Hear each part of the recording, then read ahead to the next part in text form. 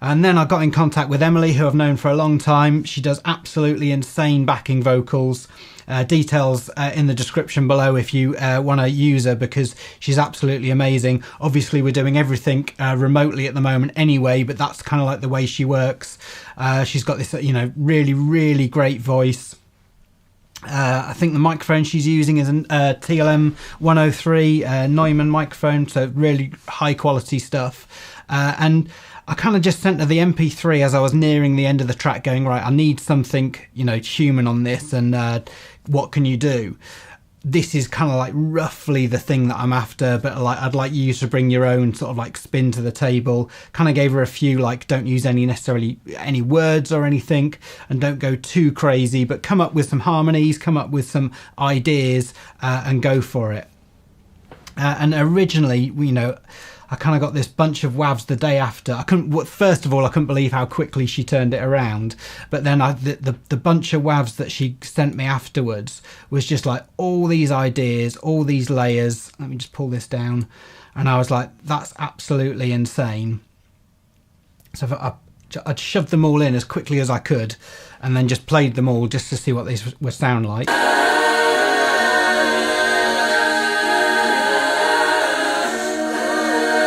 And I was like, yes, that's exactly what I was looking for. Obviously way too much, way too like crowded in terms of how many there were. But in terms of like the quality I got and like the ideas, I was like absolutely blown away. So it kind of just, I went through and auditioned every single one of them. I asked her just to send me the raw WAVs as well, so no processing and you know, mistakes and everything in there. So I had to do some trimming, you know, where she's taking a breath or taking a breather and those kind of things. I didn't take out too much, but just enough just to polish it up a tiny amount.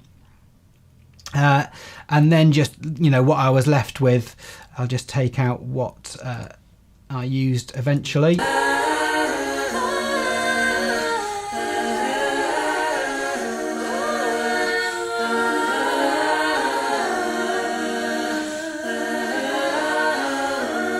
Really insane stuff, like really good. And she sent really nice emails saying, you know, if you want you know, if you want changes, or like, you know, you want to do that back and forth thing, then let's go for it. And I was like, no, you absolutely nailed it, like, well done, this is exactly what I wanted.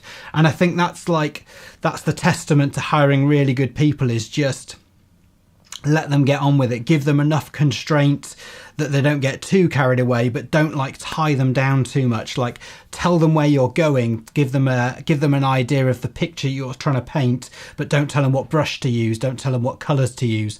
Just say, this is kind of like what I'm trying to do, and then let them figure out the way to get there and let them get on with it. And then that's when you end up with amazing results like this. So all testament to her. I was really struggling not to push them like louder in the mix because they were that good, but I was like, no, this is a demo track to sort of like, you know, to try and show off the viola, not like Emily's vocals. But she's done like such a really good job, and I was really happy with them. So let's just talk about the processing that I've used. We'll start with the vocals because that's where we are. Each one of those tracks, I've just put their own compressor on there, just to pull them into shape, really. Let's just solo one of them first. So quite a decent amount of compression on there, but that's just to make sure that they are backing vocals and they sit nicely in the mix and there's not too much peeking out. And also all those harmonies as well, sort of like, you know, coming together, and none of them particularly sort of like, you know, compete with each other. They've all got a compressor on there, and then the whole group of them together, I've used Echo Boy, which is an absolute like favorite plugin of mine at the moment. You know, you end up getting your favorites every now and again, which is just this plugin here. So you can hear that like tiny bit of a delay.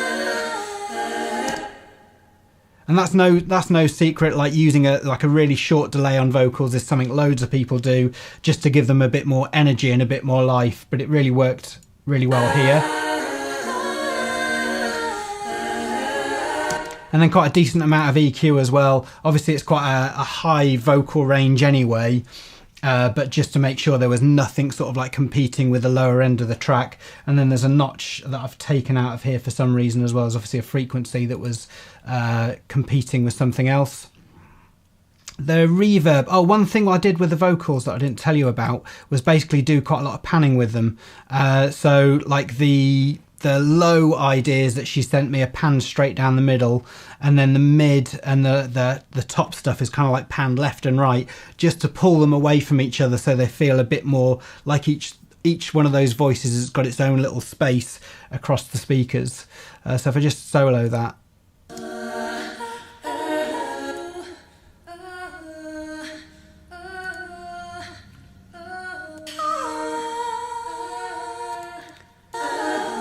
Just so they feel like they've each got their own little gap.